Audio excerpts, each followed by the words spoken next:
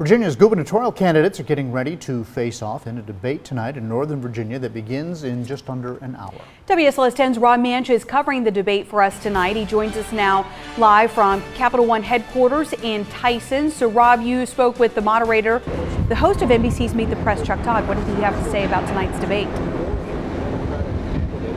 Well, yeah, what I asked Chuck was what would make this gubernatorial election so significant on the United States national stage, and what he explained to me is that this year, once and for all, we might learn exactly where Virginia stands politically.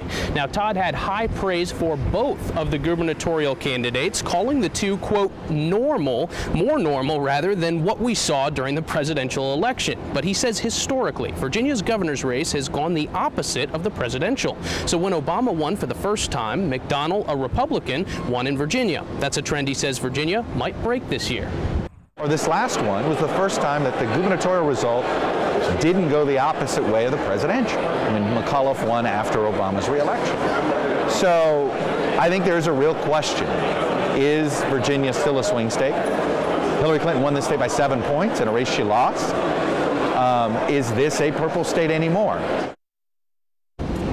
Todd says to prepare for tonight's debate, he's been fielding questions from people all across Virginia that he'll ask the candidates tonight, and the debate will also be on Facebook Live. Now, the last question that I put to Chuck was what he thought the most divisive issue was that the candidates are going to have to face tonight, and without hesitation, he said it's the issue over Confederate statues, whether or not to remove them across the state. That's something that we've already seen Governor McAuliffe support in the past.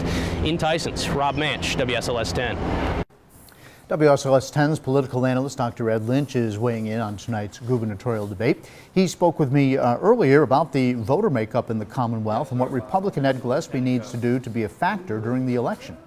Well, he needs to do a couple of things. Number one, he needs to fire up the Republican base and get them seriously fired up the way they were for Donald Trump, when we might all remember the polls had were much closer. The vote was much closer than the polls indicated last November. So that's one thing that Gillespie has to do, is fire up the Republican base, and he's got to find a way to get into some of the independent vote. And the best way to do that is to talk about competence, to talk about the Chinese deal, to talk about missing meetings, to essentially go negative on Northam, but not in a personal kind of way, but a policy-oriented sort of way. And a reminder, you can watch the gubernatorial debate right here on WSLS 10 starting tonight at 7.